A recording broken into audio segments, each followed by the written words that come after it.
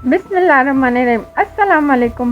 Welcome to my channel. इस किस्म में दसबीना अपने वालिद से सवाल करती है, बाबा इस सारे मामले में आपका तो कोई लेना देना नहीं। ये सवाल योरको को अंदर तक चुभता है। वो गुस्से में आकर कहता है, मेरी अपनी बेटी मुझ पर शक कर रही है। इसहाक आगा की बात पर तुम मुझे अपना दुश्मन समझ रही हो। दसबीना नरम लहजे में जवाब देती है, बाबा आप मुझे गलत समझ रहे हैं। मेरा मकसद आप पर इल्जाम लगाना नहीं, मैं तो बस ये कह रही हूँ कि अगर कुछ आपको हुआ तो वो नादानिस्ता होगा। उरूज आगा आए तो हम मशवरा करते हैं। वो ऐसे मामलात को बेहतर समझते हैं, मगर योरको फौरन मना कर देता है। हरगिज़ नहीं, उरूज को कुछ पता नहीं चलना चाहिए। अगर उसे कुछ मालूम हो गया तो वो अपने आगा के खिलाफ खड़ा हो जाएगा और तुम भी मुश्किल में पड़ जाओगी। दूसरी तरफ जाफर रात के वक्त आसिया के दरवाजे पे आता है। आसिया हैरान होकर पूछती है, जाफर इस वक्त तुम आए हो, जरूर तुम्हें किसी ने भेजा होगा। तो जाफर कहता है, अब मैं किसी के हुक्म का पाबंद नहीं रहूँगा, अब मैं ही हुक्म दूंगा। तुम्हारी मदद से बहुत जल्द अमीर बन जाऊंगा। वो आसिया को सोने के सिक्के देता है और एक खुफिया दरख्वास्त करता है, तुम ही हो जो बगैर इजाजत उरूज के घर जा सकती हो, मुझे वहाँ के मामलात से आगाह करो। आसिया कहती है, अपना सोना अपने पास रखो, मैं उरूज की पीठ में खंजर नहीं गोपूंगी। मगर जाफर बाज नहीं आता।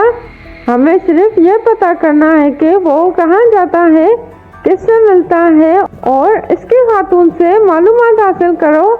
दूसरी तरफ सिकंदर आका कहता है, अगर तुम्हें गुस्सा निकालना है तो पहले खुद पर निकालो। इलियास कहता है, इन लोगों की वजह से ही हम अब तक कामयाब नहीं हो पाए, सिक्के ना ही जहाज हासिल कर सके।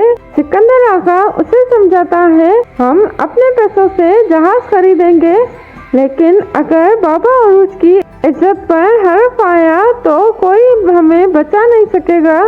पेट्रो अपने जासूस रातको से सवाल करता है, खबरें कहाँ से आई? रातको जवाब देता है, सिकंदरिया से अबू मोहम्मद के बारे में मालूमात मिली है। पेट्रो चौंकर पूछता है, और बाबा उरूज ये कौन है? रातको कहता है, आफंदी ये वही बाबा उरूज है जिसने पोस्टन के भाई को कत्ल किया और फिर पोस्टन ने उसके भाई को अगवा कर लिया, लेकिन बाबा उरूज ने हमला करके उसे मार दिया और अपने भाई को बचा लिया। पेट्रो हुक्म देता है, इसकी लाश तलाश करो, चाहे समंदर के अंदर ही हो। आजकल मरने के बाद भी लोग वापस आ जाते हैं। इलियास और उरूज कबीले की तरफ जा रहे होते हैं। हीरा भाई उन्हें खबरदार करता है, शाहीन जिस जगह पर है वो खतरनाक हो सकती है, अगर चाहो तो ममलूक सिपाही भेज देता हूँ। उरूज हंसते हुए कहता है, ऐसा समझे कि आपने कुछ कहा ही नहीं, जब तक शाहीन को उनके अमल की सजा न दूँ वापस नहीं जाऊँगा। शाहीन अबू मोहम्मद से पूछता है, आखिर तुम इतने अहम क्यों हो? अबू मोहम्मद कहता है, मुझे अहम बनाती है मेरी जिद। इसी दौरान हौसरो दुआ करता है, अल्लाह ऐसे जालिम लोगों से हमारे घर को बचाए। दसबीना अपने वालिद से अलविदा कहती है, बाबा आप भी मोहतात रहिएगा, सच सामने आ जाएगा। योरको जवाब देता है, बेटी ये लोग कातिल हैं, इनसे होशियार रहना। इसी लम्हे आसिया वहाँ पर जाती है और योरको को देख लेती है।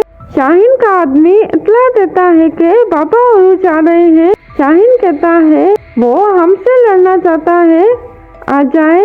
उरूज कहता है, मैं अकेला तुमसे लड़ूंगा, एक मुकाबले में एक, और जो जीता वो अबू मोहम्मद को ले जाएगा।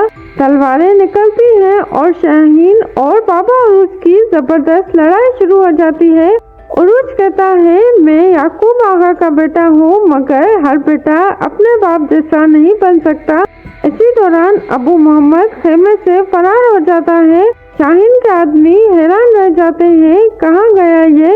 हौसरो कहता है, अच्छी तरह नहीं बांधा था, वो भाग गया। शाहीन गुस्से में आ जाता है और तलवारें एक बार फिर निकलती हैं। व्यूअर्स, यहाँ इस एपिसोड का अख्ताम होता है। क्या बाबा अरूज शाहीन को शिकस्त देगा? क्या अबू मोहम्मद दोबारा पकड़ा जाएगा? जाफर की साजिशें कहां तक पहुंचेगी? इन सब सवालों के जवाब अगली किस्त में वीडियो में देखिए। अगर आपको वीडियो पसंद आई तो चैनल को सब्सक्राइब करें, वीडियो को लाइक करें और ज़्यादा से ज़्यादा शेयर करें।